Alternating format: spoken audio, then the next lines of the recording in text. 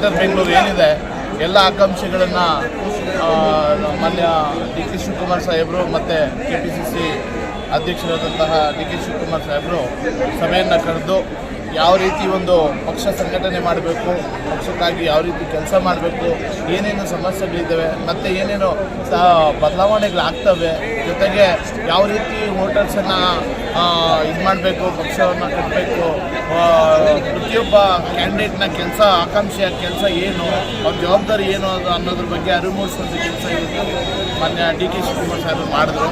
ನಿಜವಾಗ್ಲೂ ಮೇ ತಿಂಗಳಲ್ಲೇ election compulsory ಆಗೇ ಆಗುತ್ತೆ.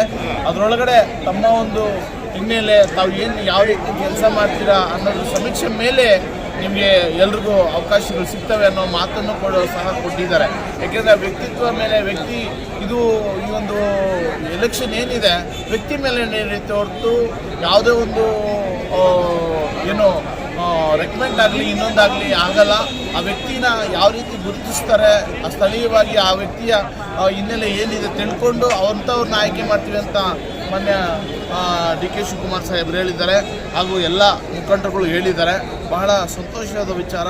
ಹಾಗಾಗಿ ಏನು ಮಹದೇವಪುರ ಕ್ಷೇತ್ರ ವಾರ್ಡ್ ನಂಬರ್ 34ರ ಕಾವೇರಿ ನಗರ ವಾರ್ಡ್ಗೆ ನಾವು ಆಕಾಂಕ್ಷಿಯಾಗಿದ್ದೀವಿ.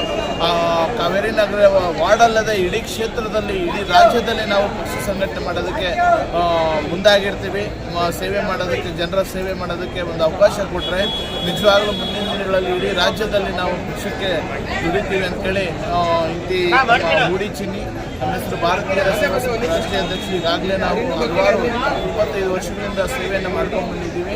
ಈ ಒಂದು ಅವಕಾಶ ಕೊಟ್ಟರೆ ನಾವು ಕ್ಷೇತ್ರದಲ್ಲಿ ತುಂಬ ಅದ್ಭುತವಾದ ಒಂದು ಸೇವೆಗಳನ್ನು ಮಾಡಿ ಜನರ ಮನಸ್ಸನ್ನು ಗೆಲ್ಲಿಸುವಂಥ ಕೆಲಸ ನಾವು ಮಾಡ್ತೀವಿ. ಈಗಾಗಲೇ ಗೆದ್ದಿದ್ದೀವಿ ಕೂಡ.